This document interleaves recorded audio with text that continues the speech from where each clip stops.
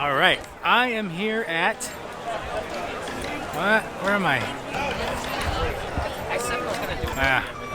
Okay, there we go.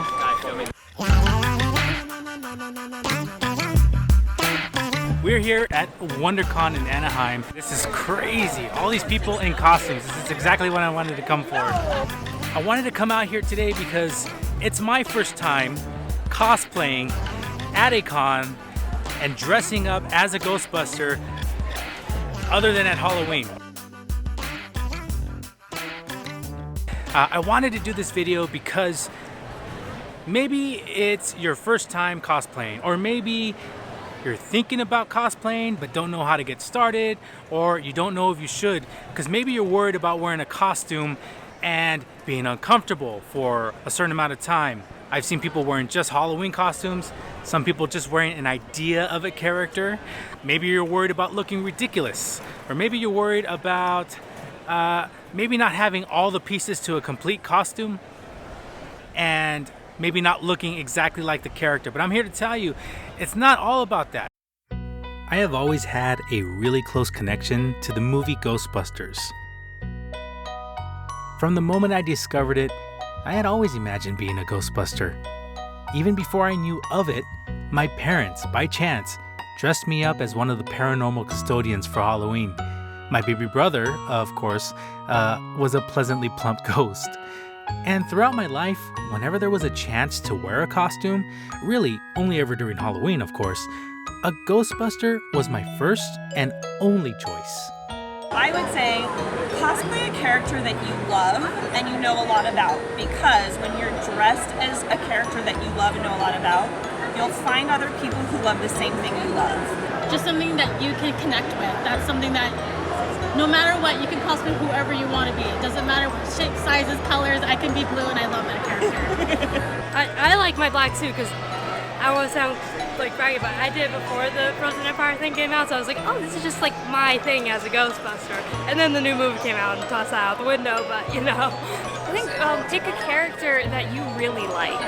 There's a lot of trends and what's popular in cosplay, which is fun. But if you pick a character that you really like, you can spend the whole day in that cosplay, just feel really good about it. And that's one of the keys to cosplaying, is you want to pick a character that you really like and you really care about, and that you'd be happy to make a pose and maybe do a voice and be able to take pictures with somebody and make them smile. It's all part of the fun. One of the things is it's difficult to move around when you got a full pack or a full costume, but everybody's so friendly here.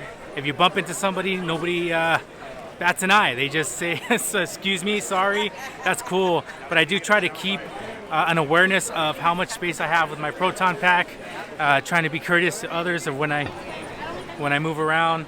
But it's such a great community. The cosplay community is so fun and so friendly. I've talked to a few people already, and they've just been awesome, telling me how they came up with their costumes and what the thought process was. It's very interesting because some people choose to buy and some people choose to make. Mine was 6 months. 6 months, really? Yeah, printing and painting. Also, you did a 3D painting or 3D printing and painting? It just took 2 days. This was a lot simpler.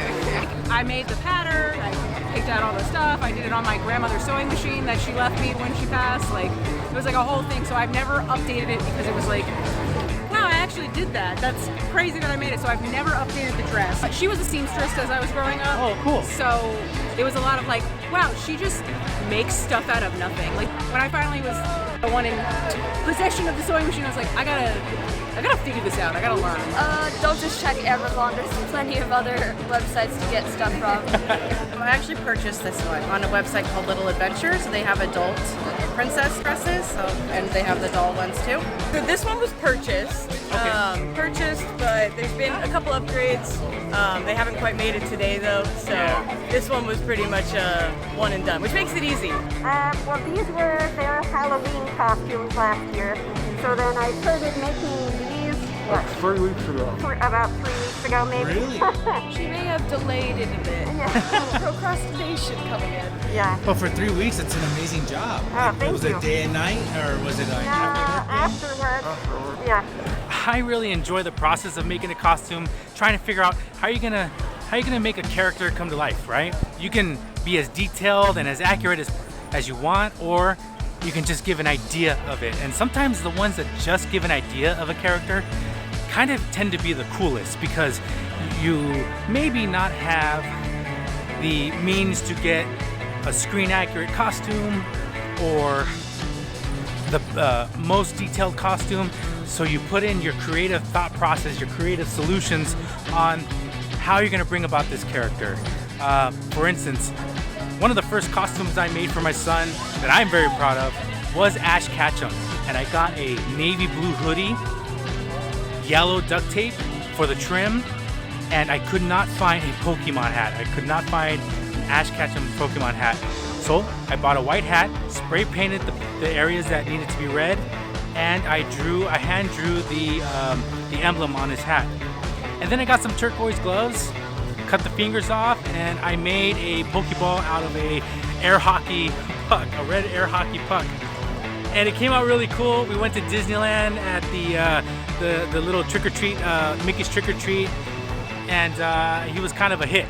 One thing to consider is don't spend so much money. Start off small, start off simple, get creative. You don't have to be accurate, you just have to maybe put the idea of what you're trying to represent. Others have said they've worked 7 years. They've worked 7 years on their costumes. It takes time and they evolve it over time. Maybe they replace parts, maybe they replace pieces, or they learn a new skill to make it even better or how they want it. And that's the beauty of cosplay. It never has to be perfect, and you could keep evolving it and you could keep going with it until you're happy. Don't go crazy right away. Like the Ghostbusters costumes, our rule is it's probably going to cost you about $100, $150 to get started, to get your suit, get your patches. Gear will come later. You don't have to spend $1,000 like right away. Don't go crazy. Yeah, I mean, that's how I started. I started just getting the suit. It was much more affordable to do that. Yeah. And then the pack came later. So I'm not very crafty. All my pieces have been purchased, but what I did was I started with a cheap set. So I found an affordable jacket, pants, shoes combo, came with a shirt, and I had a cheaper version of the helmet. Then for time, I would put a little bit away here and there, and when I found something better online, I would buy it. So like I said, I got the coat separate. I bought the better version of the helmet with the full back. I bought a better, more quality version of the shirt. Nice. So I started with what I could afford to get like a head start, and then I like kind of upgraded as I went along and with what could fit into my budget. But years ago, I had purchased the wig, but I made the gloves, got these custom on Etsy. This is from my old Alice in Wonderland cosplay, the socks. And the makeup was, I like to do random colored characters, a lot of pinks, a lot of blues, a lot of greens, so white was the next best choice. So I've been wanting to do cosplay for years, but this is probably my 3rd year doing it. My first go around was experimenting with Tommy Lee Jones's Two-Face. Experimented for a while, making the suit, then it went to experimenting with the makeup. Then I finally did it for LA Comic-Con 2 years ago, and it was a smash hit. Then I decided, I've always wanted to see Nicholson, and you never see Nicholson's done, so I decided I'm going to make the whole thing from scratch and find out how everything was done, down to the makeup, and even like putting makeup on, taking it off to make it look like he painted himself flesh tone. So it's a lot of research, but it all paid off in the end. When I wanted to be a Ghostbuster for Halloween, one of the first things I did was how am I going to make a proton pack? And at the time, you couldn't buy a proton pack. Only people that knew how to make a proton pack had a proton pack, and they made it out of metal, out of wood, and they were heavy. So I figured, okay, there's gonna be cardboard. So I would get a shoebox, a pie tin, stickers I had laying around, Velcro, old VCR wires, and I would put them together, hot glue them, and I would make an awesome proton pack. This is the first time I fully geared up as a Ghostbuster. Sometimes I'll wear a Ghostbuster shirt to represent Ghostbusters, but this is the first time I put my costume to the test. With the proton pack, I have an Alice pack to make it a little bit more comfortable. Those are things you want to consider. Your comfort. Are you going to be hungry? How are you going to go to the bathroom in a costume? Some of these costumes, Like, do you go at all? Is there a mechanism in your costume that allows you to go to the bathroom? Are you wearing diapers? These are the questions that I have, and you probably do too. Yeah, insoles. Yeah, insoles in the shoes. Even if you have to go with something that doesn't look exactly like the costume, get a little bit of extra cushion. Cons, they're all concrete, right? Like inside the expo hall, it's all concrete. Outside, all pavement. So starting from the bottom, it'll help, you know, help you with your back posture. Anything like that, I'm eventually working on getting this mounted to my back. And working on making sure that it's a full like backpack system so that it distributes the weight equally, which I'm sure you've had to work on. The Alice frame, too. yeah, the Alice frame helps a lot, yeah. Yeah, and just, you know, EVA foam padding and test it out first too. Don't make the con your very first day wear. Yeah. Maybe not the wig. Maybe not very comfortable. Is that the least comfortable of your costumes? Yeah. Oh, yeah, for sure. It's like itchy and stuff. Yeah. Yeah, because that's one thing coming to the cons. It's like lasting all day if you can. Well, if I had a hotel room, I'd be great. I'd take like a 20-minute break, I'd come back down, it'd be fine. But now it's like, I gotta be here for like 7 hours. Yeah, it has its limitations.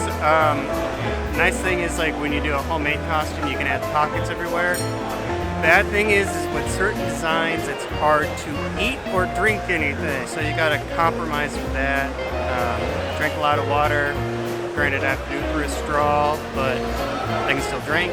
I can eat like popcorn and fries, but I can't have like a burger. Oh, I pre-plan, keep it in my pocket. Just in case. Don't ignore getting good shoes for your cosplay. When you wear a good cosplay and you're wearing sneakers, everybody knows. I almost came with my Hokas. We had to park about a mile away at the garden walk, so I already began to worry that my feet would hurt before I even got in. But I saw other cosplayers wearing equally as, or even more uncomfortable footwear making the same walk. So if they can do it, so can I. And I was a little worried about my boots. I went budget friendly on my boots. They're not the most comfortable boots. I did spend time yesterday smashing them and throwing them and just putting all my weight on them so they would be softer and less likely to cause me pain. And I gotta say, I'm pretty surprised how well I'm holding up. The other plan I had was to suit up at the parking lot. Luckily, my suit easily slips on and I didn't have to spend too much time putting it on or taking it off. But for others, I saw people with huge detailed costumes and wondered, how did they do it? But when I was in line for a pass, I saw some of them had it in pieces and put it on after getting their passes. Cosplay can be so much more than just dressing up and taking pictures. It can be put to good use.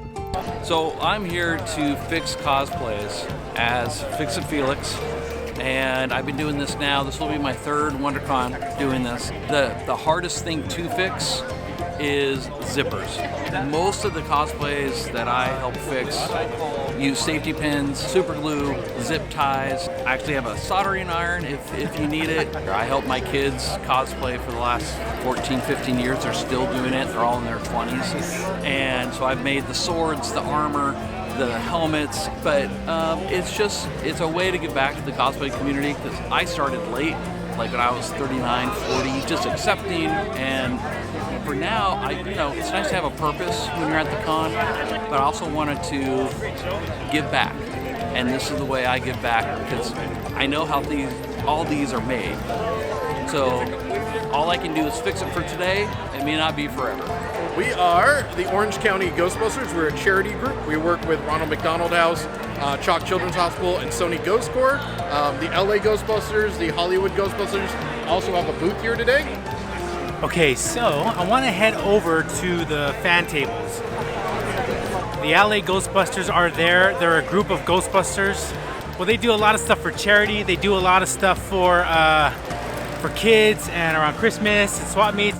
I really wanted to meet them simply because they were a group of Ghostbusters that got to do cool things. But the LA Ghostbusters transcended being a club for the paranormal cleaners. They were a team that suited up and strapped on their packs to raise money for charities like the Starlight Children's Foundation, for which they have raised over $80,000 to contribute and make the kids feel a part of the Ghostbusters team. Los Angeles Ghostbusters has been around for about 4 years. We're a charity-based cosplay group that works with a charity called Starlight Children's Foundation that supplies kids in hospital with, you know, games, entertainment, movies, and then recently we raised over 50 grand to create these Ghostbuster style hospital gowns, and just recently we handed these out to the kids at Children's Hospital, and they had a great time. They thought it was awesome because they have to wear these itchy day-to-day hospital gowns, but with these they're comfortable and they're themed and they can act like they're a Ghostbuster. And they have been able to work with Sony to make cool things like this happen. The hospital gown itself is made by Sony Director of Creative, Paula Neustadt, who really took the time to make the design go beyond just the logo. Yesterday, I came in full Ghostbuster gear, and I lasted most of the day. I probably walked around for about 4 hours. I was gonna come back today in full gear, but I gotta be honest, I'm pretty exhausted. Instead, I wore this cool Egon on a skateboard t-shirt to represent Ghostbusters. I had a lot of fun. I gotta say, doing cosplay for the first time as a Ghostbuster, I really had a lot of fun. It gave me a little bit of an itch to try my hand at other cosplay costumes. Nobody looked at you weird and you got a sense of community. I feel like wearing a costume really it brings down the barrier to talk to somebody, because it's that feeling you get when you see someone wearing that shirt of a band that you might like or a movie you might like, and you go, oh yeah, hey, you like that too? And that's what it's all about, because you get to see people that are of the same fandom as whatever movie or band or comic book. You make an instant connection and a possible friendship. I mean, I had Dr. Doom point at me and go, who are you going to call? And I said, Doom. He goes, exactly. That was a lot of fun. That type of interaction is so much fun. But no matter what, enjoy it. Wear your costume, even if it's a Halloween costume. If it's something you handmade, if it's something, even just a shirt. Lots of people really enjoyed being around each other with the costumes and seeing other people's costumes, seeing other people's hard work and effort, and the amount of time and effort they went through to put out something really cool was amazing. It was fantastic. So if you're beginning to cosplay, just have fun with it.